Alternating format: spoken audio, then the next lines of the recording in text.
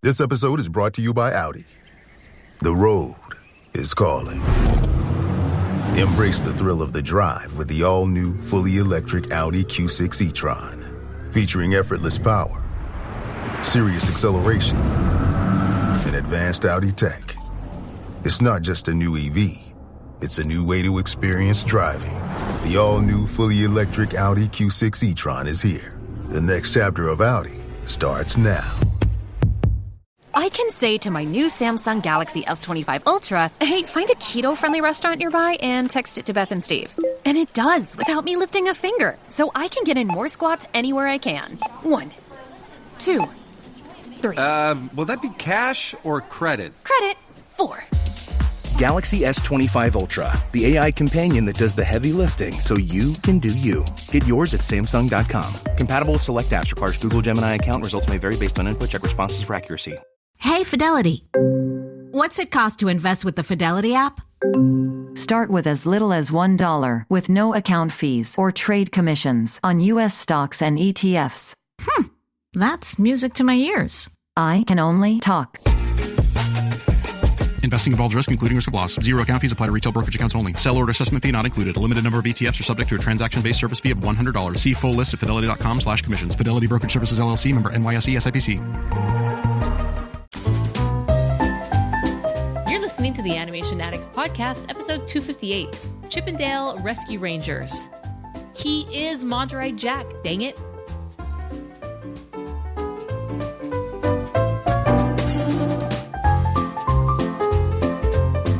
Welcome to the Animation Addicts Podcast with the Rotoscopers, the #1 place to get your animation fix with animation addicts just like you.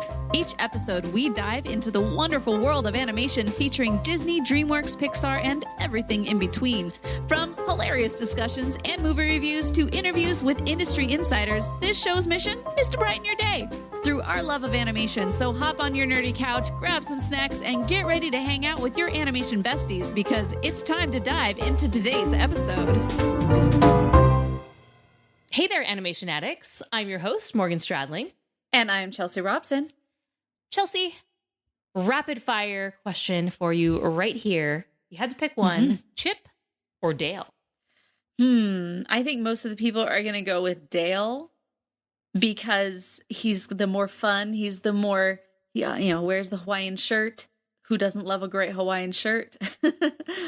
And I think I'm going to go with that. Okay. Can you tell the difference between Chip and Dale? Well, Chip is as clear as the nose on their face. I just remember seeing this video that tells you the difference. And Chip has the chocolate chip nose. Okay. The way that I remember it is Chip. That's a little easier. Chip, chocolate chip nose. He has the black nose, which is as black as coal. Coal starts with C. Chip starts with C. But yeah, mine's easier. Chocolate chip is easier. All right, so I will be doing that now.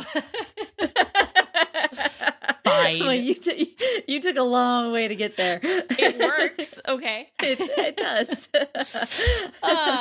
So in case you don't know, this is going to be a really fun episode. We are reviewing, it's partly animated. It is the 2022 Disney Plus movie, Chip and Dale Rescue Rangers. So don't go away. We have a great discussion coming right after this. Lowe's knows what makes SpringFest savings even better are member-only doorbuster deals. Right now, rewards members can save $40 on an Allen & Roth Chesler Gold faucet. Was $99, now $59. Plus, save $110 on a Cobalt 40-volt battery trimmer and blower combo kit. Was $279, now $169.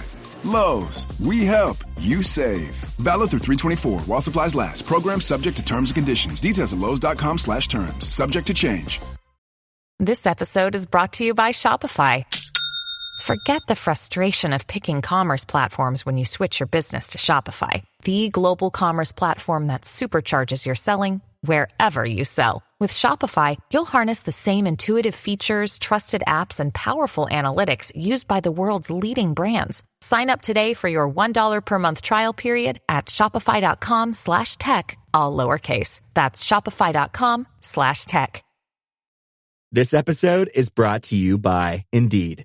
When your computer breaks, you don't wait for it to magically start working again. You fix the problem. So why wait to hire the people your company desperately needs? Use Indeed's sponsored jobs to hire top talent fast. And even better, you only pay for results. There's no need to wait. Speed up your hiring with a $75 sponsored job credit at Indeed.com/podcast. Terms and conditions apply.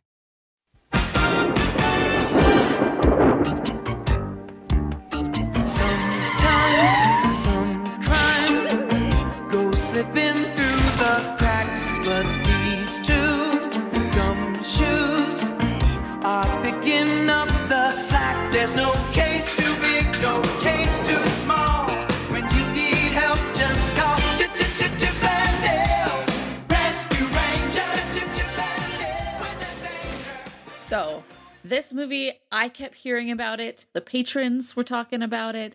My brother texted me out of nowhere. I mean, we talk randomly, but he texted me just to tell me it's really good with an exclamation point. So, we're here. So I get the screeners for the Disney Plus series and movies and everything. And so I usually have the ability to watch them 1 to 2 weeks beforehand. And because of some snafus that I've had in the past, I really, really have to watch those dates because unlike some movies where you can just like, okay, yeah, you can watch this up until the movie's released. Disney is really weird with theirs. It's like, no, you can only watch them on these 2 dates, even though the movie doesn't come out in a month. I'm like, oh, okay. So anyways, this one came out and I was actually like, you know what? Normally, I'm not really wanting to watch all these new movies because there's usually so many coming out. I was like, you know what, Chelsea? Let's do this. And I proposed it to her and it didn't end up working out. We didn't have time. But then the reviews came in and the people spoke. Chelsea's brother had spoken. And here when we Randy are. tells you, it's really good. That's all it took. All right. And so since Chelsea had seen it, that's one less movie she has to watch for the podcast. And so she Exactly. bounced that back It is my my way. turn. Yes, exactly. Normally I'm the one who's like, hey, I had to watch this with the kids. We're doing it now. So we ended up doing this one. And I was very, very surprised. So there's so much to talk about in this movie. But before we do, let's talk about the general information. You know the drill from Box Office Mojo, IMDb, Wikipedia, bonus materials, wherever they are found. Okay, so the studio, there's a few studios. It's Walt Disney Pictures, in North America, Paramount Cartoons internationally, and a studio called Mandeville Films. Could be called Mondeville Films. I don't know. But it was a co-production between basically Walt Disney Pictures and this studio called Mondeville Films. That's what I'm going to call it. I'm going with it. And so I was looking at this. I'm like, okay, let's look at this. Is this a newcomer? Has it been around? Really, this is a studio that was been around since 1995. Okay. The era of the Disney afternoon. And they really partner with Disney and Disney brands like Touchstone Pictures, Walt Disney Pictures to make some of these, movies that are going out. So in the 90s, they had movies like Mr. Wrong was the very first one. I'm like, oh man, I've never seen that movie. I've seen the cover and it has Ellen in it. And it's just like, oh, good times. Mr. Wrong. Yes. This was before she came out. It was just like, oh man, if they would have waited a few years, it's probably wouldn't have gotten made. So that's probably why she did it. Because if you're looking at it at the reality of it, like, yeah, I can deal with this. I can do this. You're like, this is totally wrong. This is not working for me. So the one that I more relate to, George of the Jungle, because that was a really, really big movie in the 90s and 97, and I'll Be Home for Christmas, which is the Jonathan Taylor Thomas Christmas movie. They've done a whole bunch of other ones. They ended up, doing Shaggy Dog for Disney, Beverly Hills Chihuahua. In 2010s, they worked on The Muppets, Muppets Most Wanted. They've done other stuff. They're not like an exclusive Disney only. They did the Divergent series, Warm Bodies, 21 and Over, Beauty and the Beast, surprisingly. The live action Beauty and the Beast. It seems like this is kind of like a B or a C studio when it comes to the type of movies that they're making. They're not making like the big budget. And I don't mean that like offensively. It just typically it's like, hey, we have $25 million for this movie. So we're going to, this is a great, they know what to do. They're really good at it. So the fact that they did Beauty and the Beast was surprising to me. And then 2022, their most recent is Chip and Dale Rescue Rangers. They have a few in the works. Hunchback, which we know is going to be a Hunchback remake. Another one called Shrunk, and a few other ones with Universal. So pretty interesting little studio. I'm like, I never knew about you, but now I know a little bit more. I like it. The director was Akiva Schaffer. The release date was May 20th, 2022, and budget around $70 million. So Disney actually isn't really scrimping on the budgets for some of these. It's even though they know, hey, these ones are going direct to Disney Plus, they still put a lot of money into it. Looking at interviews with the director, the majority of the budget was on the animation. And obviously box office, we don't know because it went direct to Disney Plus. 70 million. Yeah. That's a lot. Animation's costly. I know. That's just crazy. You think about somebody going out there and saying, we're going to put $100 million into something. And that seems like a huge amount. And then you look at, okay, they spent 70 million on one movie. It's just like, yeah, that's not that much. I don't know. I understand the business model, but it's still, I don't know. I'm like, you could have made it back, but could you? So that was my question that I was thinking. I'm like, if this went to theaters a month ago, would this have done well? I mean, Top Gun would have been out around the same time, so it's hitting a totally different demographic, not trying to compete with the Top Gun audience. I mean, would this have done $100 million in its first weekend? Probably not. I don't know if they would have. Here's the thing. I think it would have done a lot better than Lightyear. I don't know. I don't know what this would have done. But based on how many people I heard tell me this was good, I feel like it would have gotten more than what you would think. Mm-hmm. Yeah, it's just interesting to think about. I think it would have actually played pretty well. I think the millennials would have been going and seeing it. They would have been taking their kids, whether or not you had grown up in the 90s as a young child, 5 to 10 to 15 years old.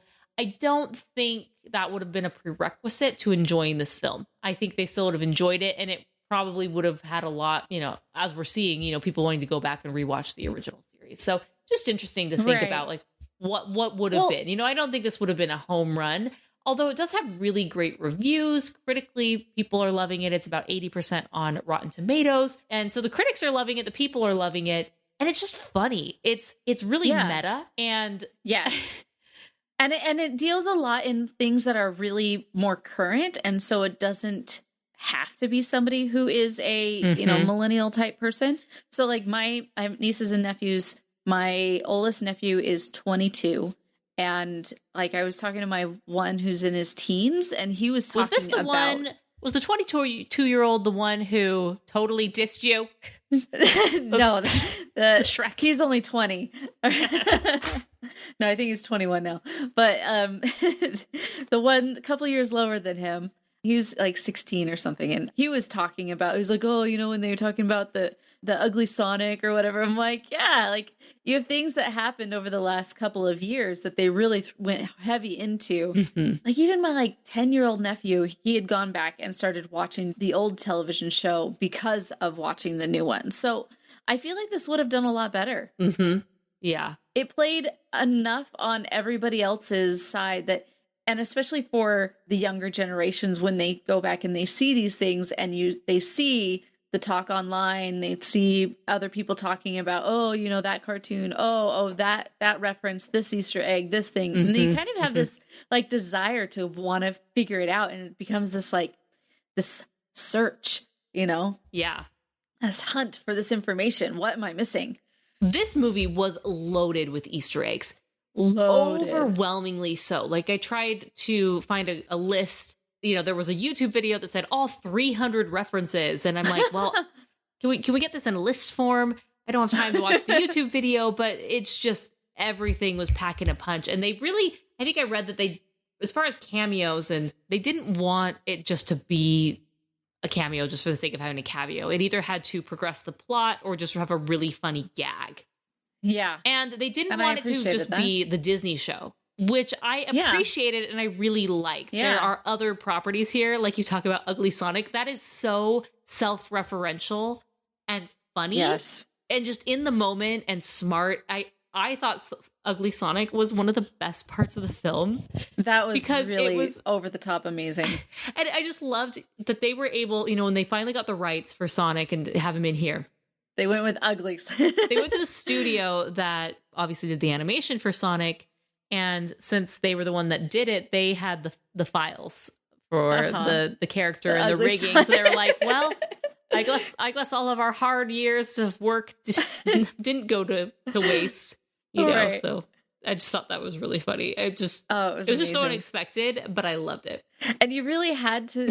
That was something that was so in the weeds. Yeah, of people had to be online and love Sonic and know about that to understand that reference. But even if I was more, I would say, on the peripheral of that little discussion, I remember when it came out, and I remember also being a 90s kid being like, yo, that's weird. But to know that it was like such an uproar online, right? And now just within a couple of years be like, yep, this is what we got. Like, you're a star. You aren't just a throwaway background character, which it totally could have been and would have been totally funny. Yeah. But they keep going back to that well, and it's funny every single time. Yes, it is. So one thing that I think this movie does pretty well and is interesting and makes it different is the play between Chip and Dale. So, you know, they talk about, it's kind of almost documentary style at the beginning, talking about how they got started and the show. So if you hadn't been a 90s kid, it's okay, because we're going to get you up to speed on what the heck this was. And, you know, then the falling out that happens. And then we jump forward into the future. Chip is insurance agent and Dale is still kind of living this D-list actor life, going to the cons, which again, that's also very self-referential, you know, about certain actors. Yeah. And, you know, if you're in a series that's super popular or just has this cult following, I mean, you got to cash out on that and go do these appearances. Yeah. But the plastic surgery, the CGI surgery thing was so great. Oh my gosh. And yes. It just makes it different because it really goes to show, like, we know how the industry has gone. It's all CGI now. And so are you going to adapt and you're going to keep getting gigs, or are you not? And so he's going to go through this surgery to do this. And he's very much kind of like an Alvin and the Chipmunk style. I personally preferred Chip's look versus Dale. I didn't love Dale's CGI look at all. But I don't know if you noticed this, but would you say that Chip is 2D? Well, I mean, as far as like, was he actually animated on cells and put on there?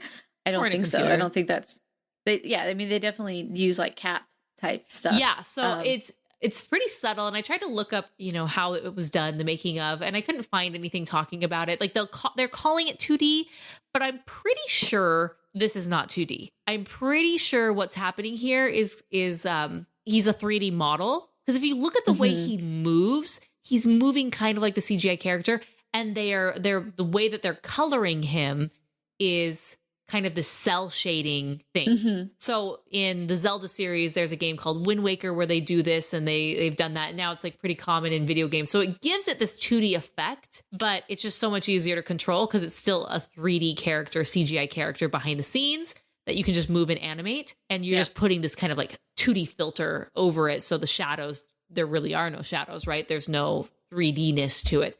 I'm pretty sure that's how it is. If you go back and you watch it and you see how he moves, it's just not 2D. So if you were involved in this production, send us a voicemail, help me confirm or deny this. Say, hey, no, Morgan, you're totally wrong. I spent hours doing this on 2D. Oh, if you did that we would love you. Yeah. Let us know. But this is my hypothesis as an animation addict. That's I'm pretty sure. And I'm pretty sure a lot of the main characters, so like Peter Pan or a lot of the main characters that were 2D, I feel were done this way. There's certain ones that weren't. For example, I think the My Little Pony cameo, they just run across the screen, but they actually went back to the studio that does the My Little Pony animation and just had them animate that.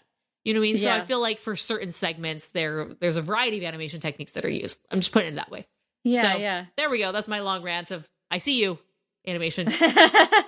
I appreciate all of the fact that they go into all of these different studios and just say like piecemeal it out, but it works so well. It's just amazing. Yeah. That's if you watch even an Avengers movie or a Marvel movie and you stick around for the credits and you get to the animation section, it just never ends. It's like this studio, this studio, this studio, this studio, this studio. And it makes sense because they have a timetable where they have, if you had one studio producing this. I mean, we think about the time that it takes to produce an animated film with just Pixar or Disney Animation. It's years.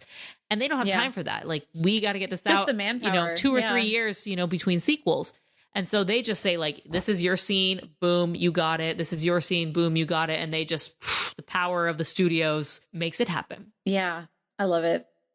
So what were your thoughts on the character voices on here? Oh my gosh, I hated it. So it was frustrating because and I had to go back. I went back on Disney Plus and I pulled up the pilot because I was like, am I imagining things wrong? I'm pretty sure they had typical Chip and Dale voices, which is like the high-pitched squeaky. Yeah. And they do. And it was, Chip was originally voiced by Tress MacNeille, who she is legendary voice actress. She actually does the voice of Gidget.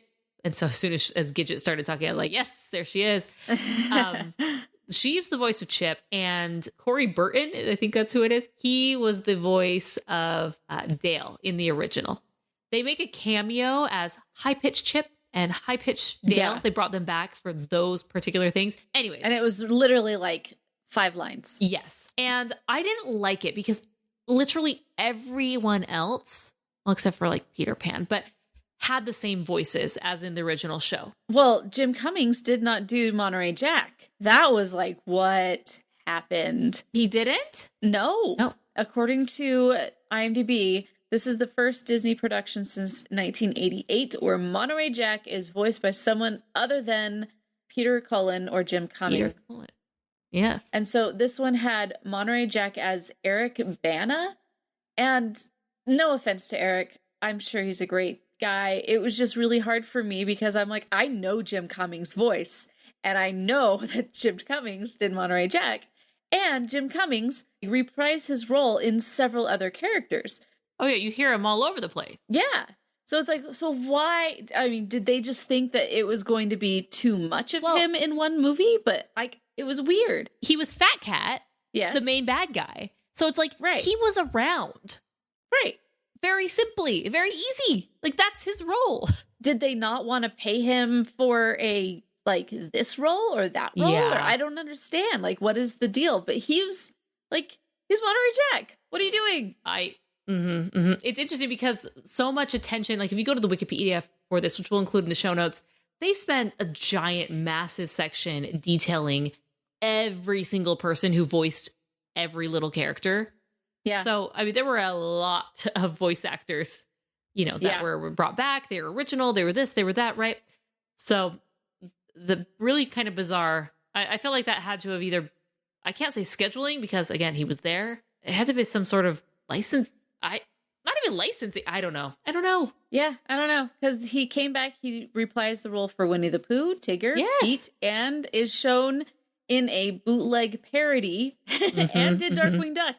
Who does his brief little cameo at the end. Yeah. So it was like, it's not like you didn't have him. Yeah. He was there. And it was just weird. And we love him. And I know. For a Jim's Coming fan like myself, I was disappointed that they didn't have him as Monterey Jack because I can tell when it's him. We know. I know. He's so iconic. I love him so much. You can't unhear it when you know who he is. And it's like, no, that is him. Yep. That is 100% him. Well, I'm sorry.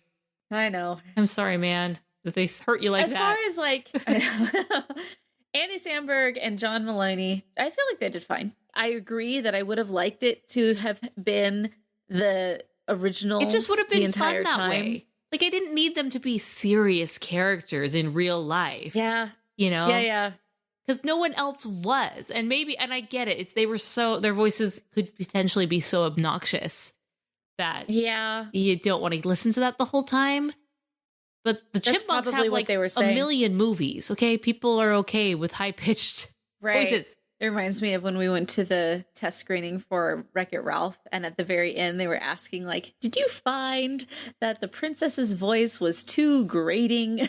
And everyone's like, no, we're fine. Okay, good. Like, we really don't want to recast her.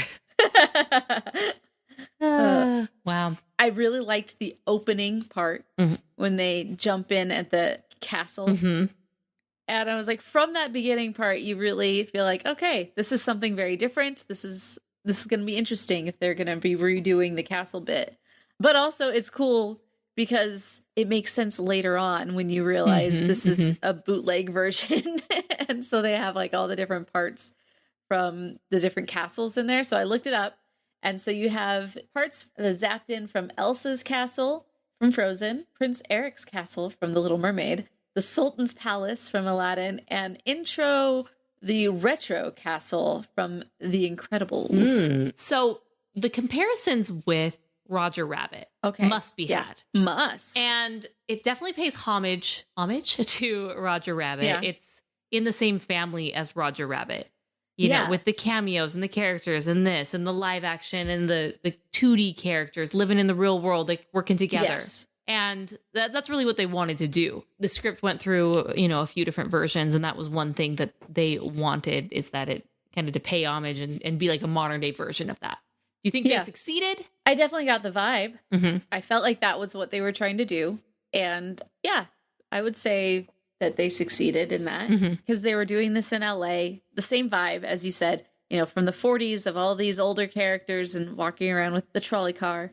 And then over here, it's everyone's doing their own thing and going into the valley, which is the valley, like the uncanny valley. The uncanny valley. That was another very self-referential. Yes. You have to be in the know, but even if you're not in the know, like you just the guy with his eyes that weren't looking in the right direction and just like he's there, but he's totally off. That is the uncanny valley. And I just thought that was just so funny, and that just they turned it into a very significant plot point. Bob the Warrior Viking, played by Seth Rogen. Nice. And then later on, you have all of the Seth Rogen characters just kind of like show up. Yeah. Just kind of like, oh gosh. Well, the other part is it's in LA, and they call a specific area of LA as the Valley. Yeah. Like that's so it's a very LA joke. Yes. So to add the uncanny valley, we're in the valley, the uncanny valley. The humor on this was spot on. It was really good. Yes. I was laughing. I thought it was great. Kept surprising me all along the way. Yeah, I was pleasantly surprised as I went through. And it's kind of sad that we're surprised when something's good. But the thing is, really good art and really good jokes are hard to do. And so just by saying, that was dumb, it's like everybody's going to have a flop. So, you just kind of, you take what you can get. But then when you get like the really great golden pieces of creation that you're just like, yes, please continue, give me more, take my money. How did you feel about Sweet Pete? Oh, Sweet Pete. Well, they kept referencing him at the beginning, and so you really don't understand like who is this Sweet Pete going to be. And honestly, I thought it was going to be Pete from Goofy movie, and so I was 100% expecting that, and I think that they were wanting you to expect that.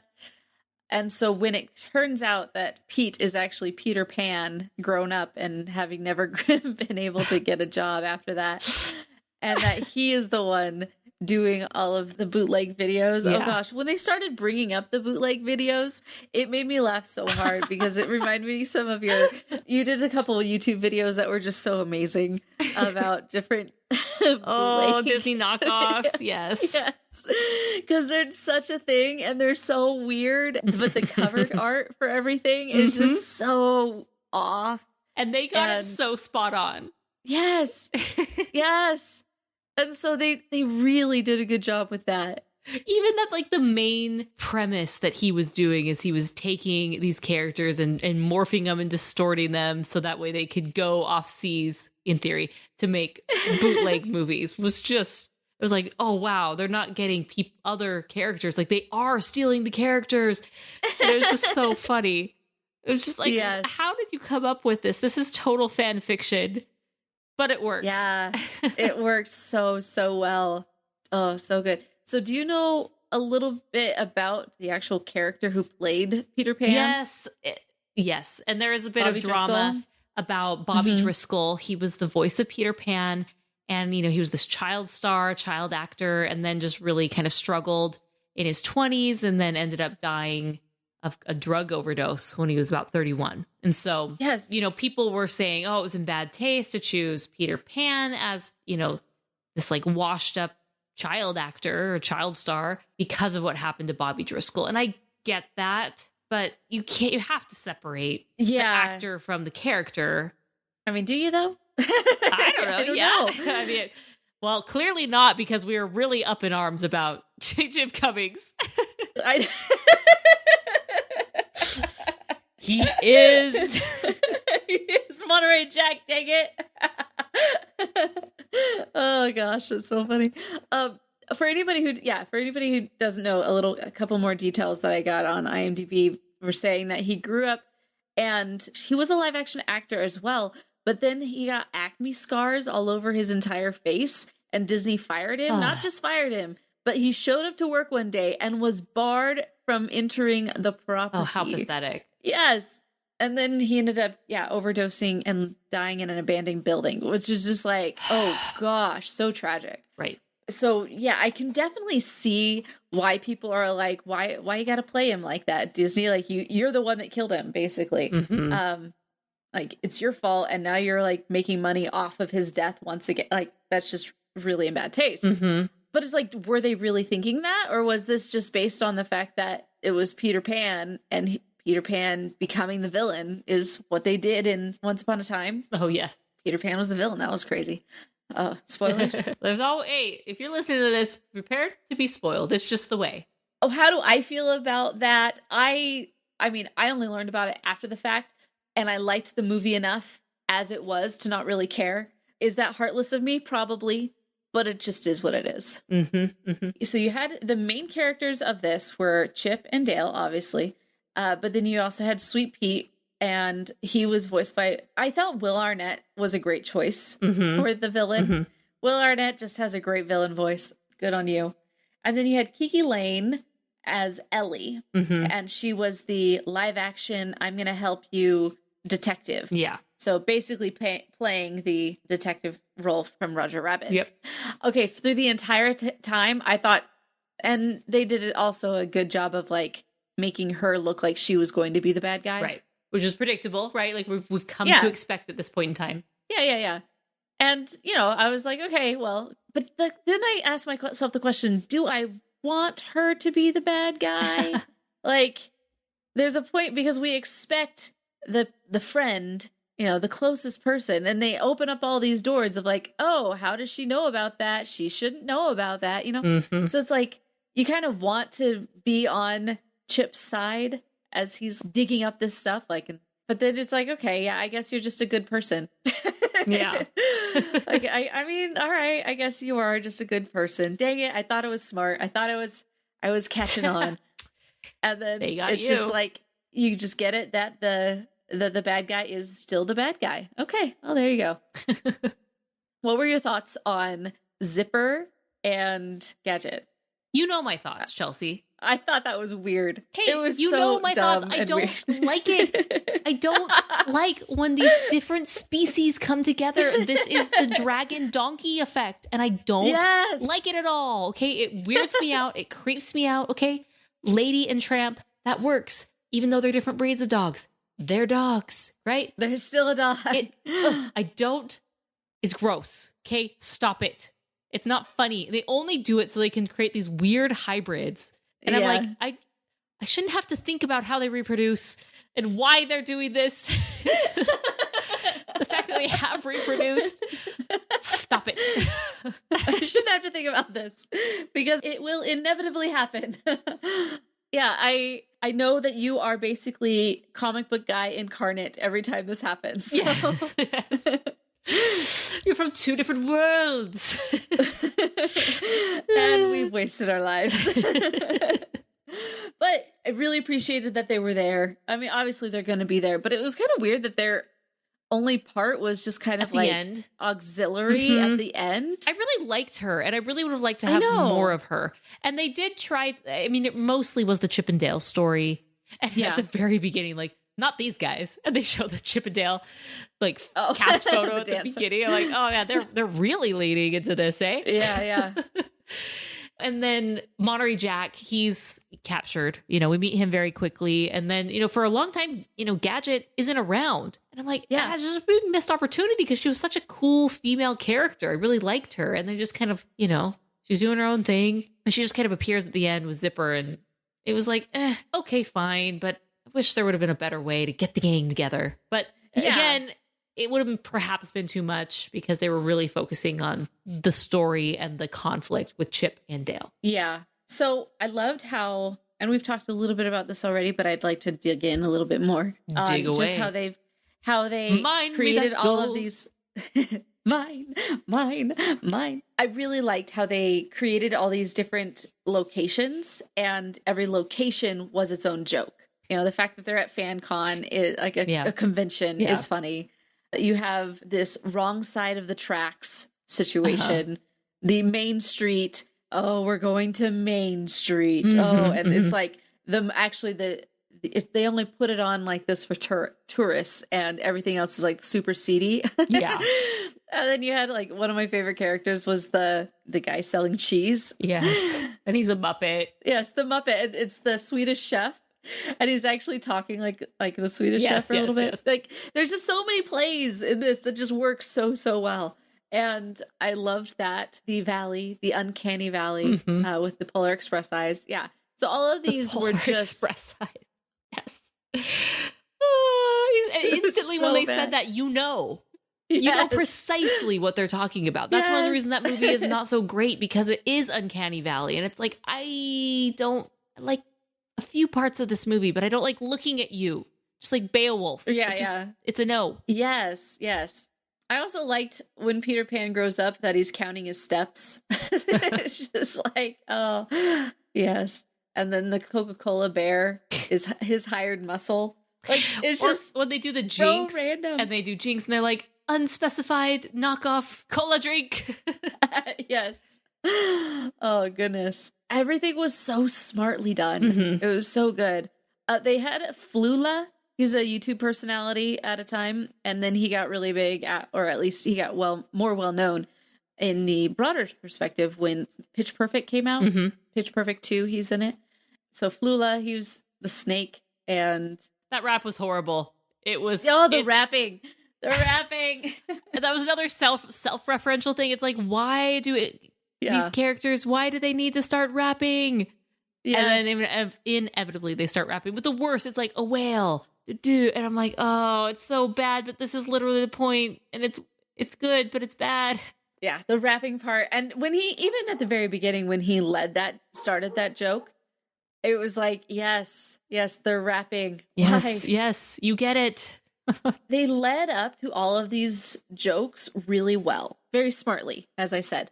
They play each one just to kind of open it up and to bring it in a little bit more. And so when the funny hits, it hits hard. And it's just like, I was laughing through the whole thing. Yeah. And I wasn't expecting that. Well, the other thing that I think is done well, which could be overwhelming, were the cameos. The cameos don't really stop.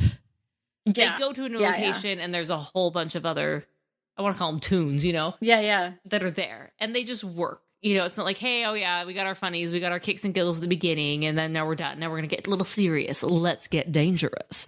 Right. They just keep doing it, and so they really hit this home, and it really worked quite well.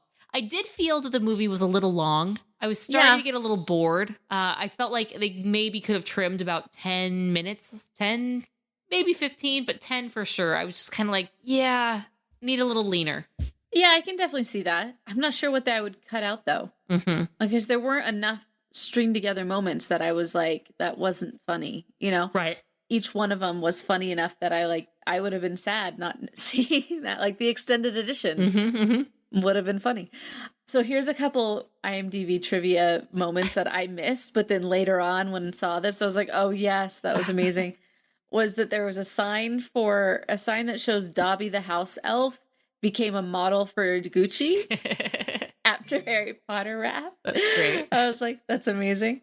And then the other one that I saw was a Les Mis reference. Yes, I saw that. The Lego Miserable on the film. I was like, oh, that's amazing.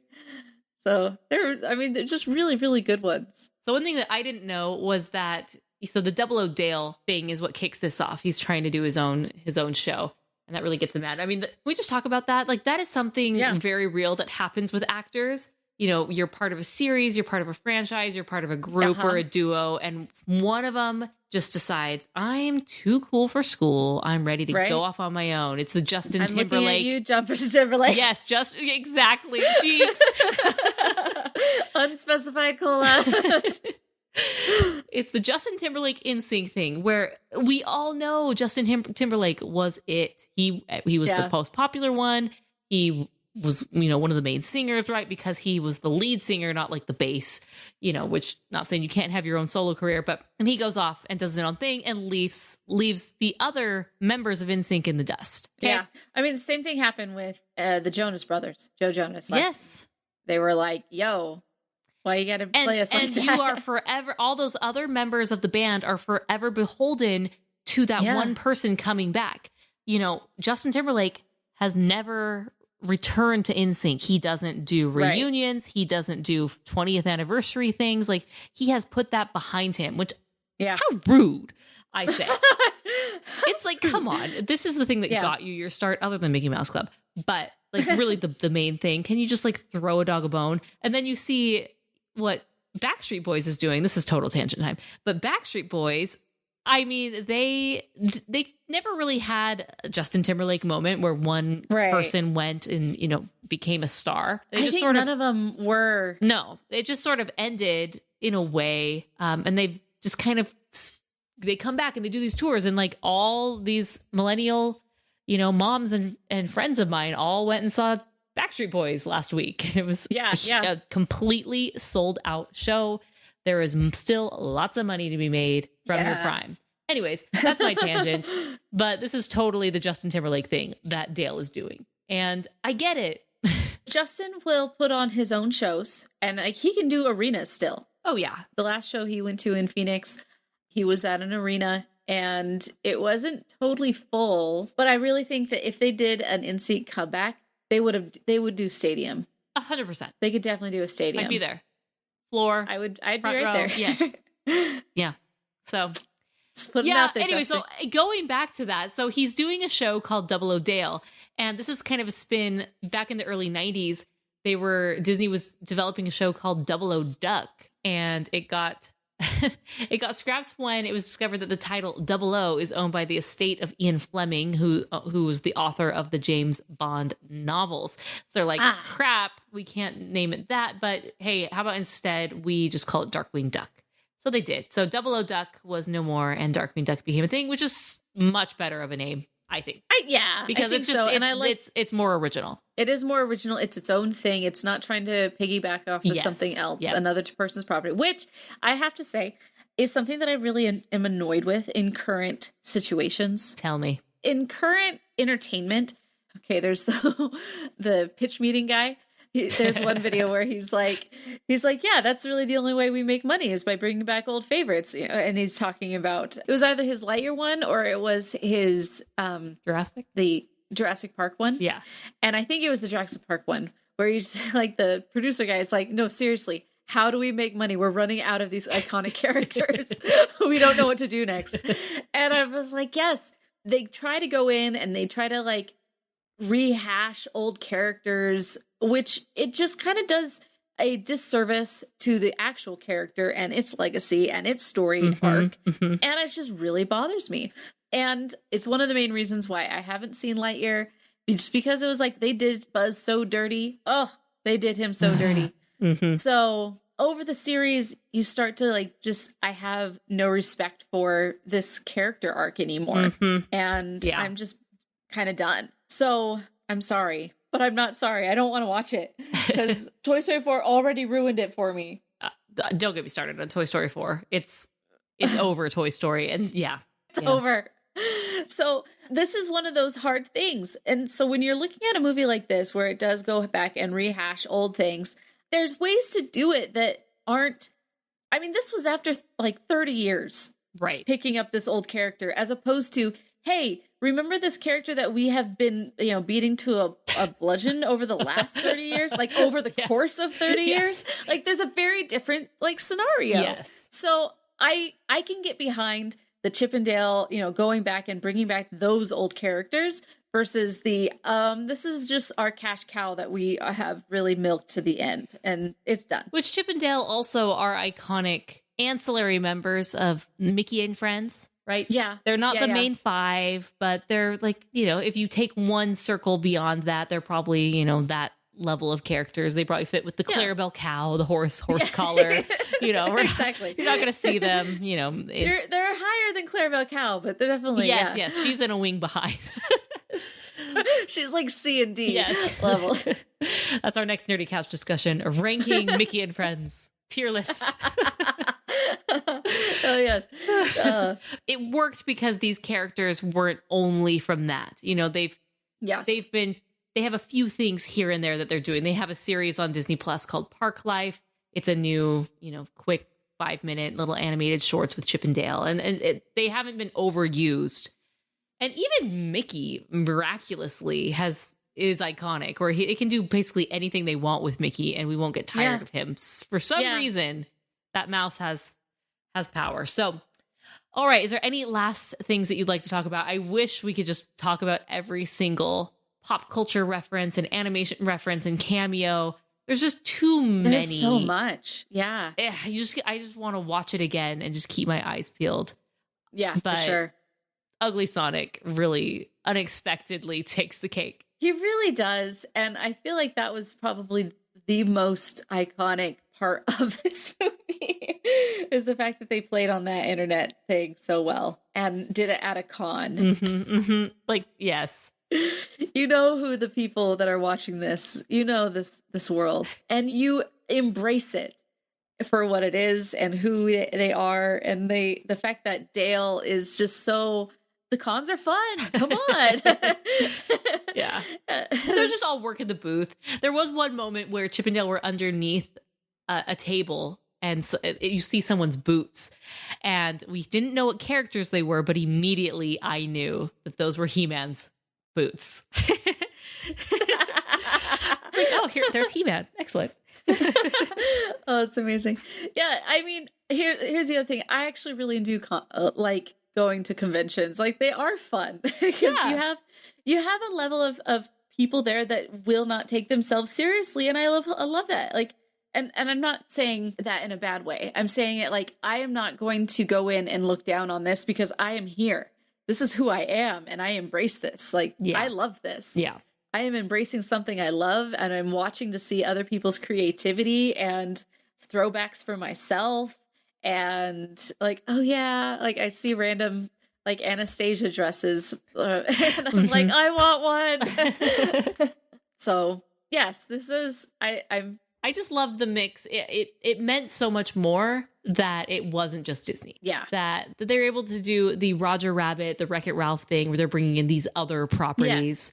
Yeah. And, you know, that's a lot of work. You got to get a lot of lawyers involved, a lot of studios and pay, or maybe not. Yeah. Who knows? But maybe that's where most of the budget came from. Like, not even just the animation, because they probably could have done the animation for like $35 million. I don't know. I'm not a pricing animation expert, but I believe it. Well, I believe it. There wasn't that much. I mean, there was. But also just paying for the rights to use those. Like, everybody wants their cut. It's just funny to watch this film and then to take a step back and just look at the scenes and be like, they had to film this. Someone had to sit and film the camera panning as Chip and Dale are walking across this table, or like, right. Very interesting, very fun. It'd be very interesting on set. Like, okay. Yeah. All right, guys, Chip is talking to Dale. This is a big, huge moment. There's a lot of tension here. We got to get this right. All right, we're done in one take. Okay, great.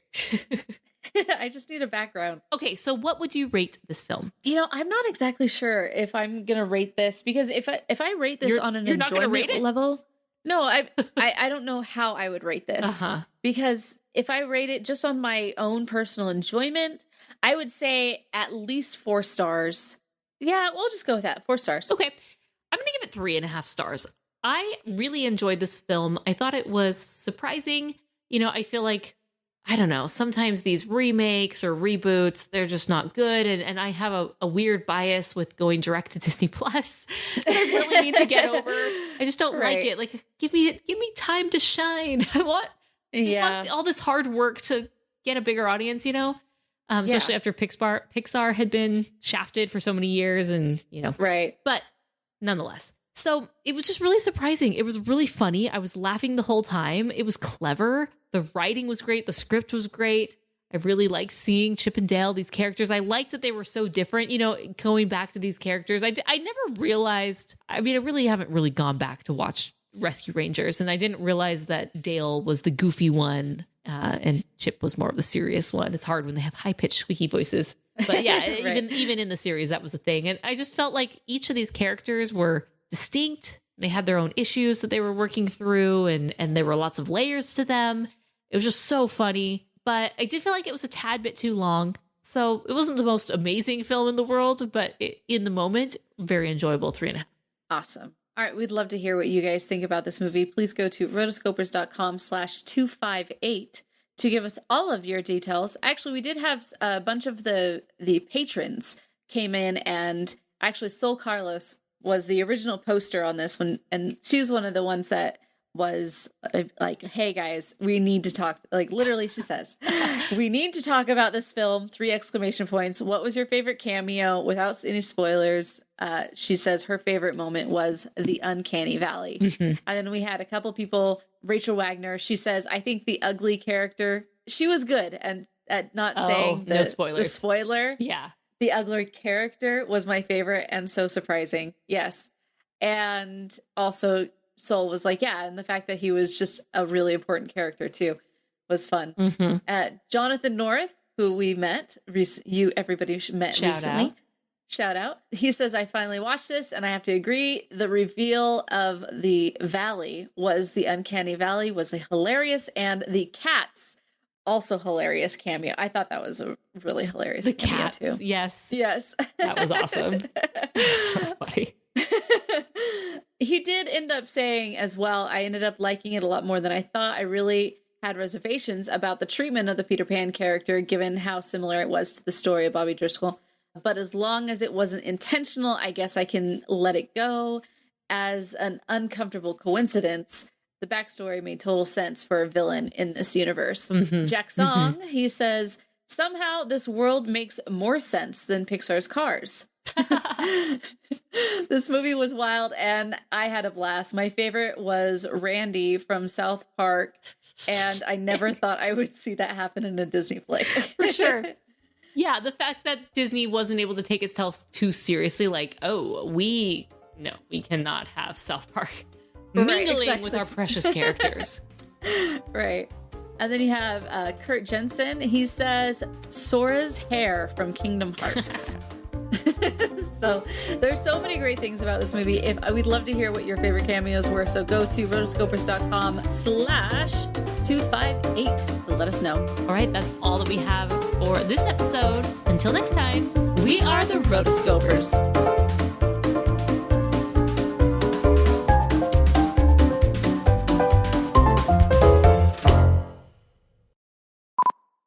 So I want to add a little thing. Okay. You were talking about Tad Stones. You're like, put a pin in it, Tad Stones. I mentioned this in our previous episode. So Tad Stones is the creator and director of the Chip and Dale Rescue Rangers TV series. He was very instrumental in these initial pitch meetings and pitched a variety of shows. But he's also done a bunch of other stuff, directing, most notably, The Return of Jafar. And Chelsea has a really funny story with interacting with him. He said he would totally be up for an interview talking about Return of Jafar and everything involved in that. No, talking about the Disney Afternoon. Oh, okay. But we have one big giant stipulation, which is we must never review the Return of Jafar. The Return of Jafar. Which I'm like, can't make me do that.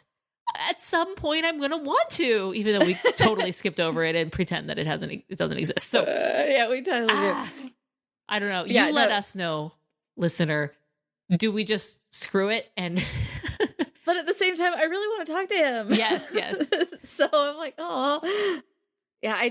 I was thinking about that when you first mentioned his name earlier. I was like, oh, dang it. I need. The thing is, like with interviews, it's just hard because I have to do. There's a lot of planning so much work. and a lot you got to do a good job. you can't screw that up. And so that was one of the lessons that I learned over the last 10 years. If you're going to do an interview, you can't mess it up. You only get one chance for a first date. So that's kind of one of those things like, don't make them hate me. So anyway. So the Chip 'n Dale Rescue Rangers movie, he was not involved, although he did say on Twitter that he saw it and he really enjoyed it. So he gave it a mad props.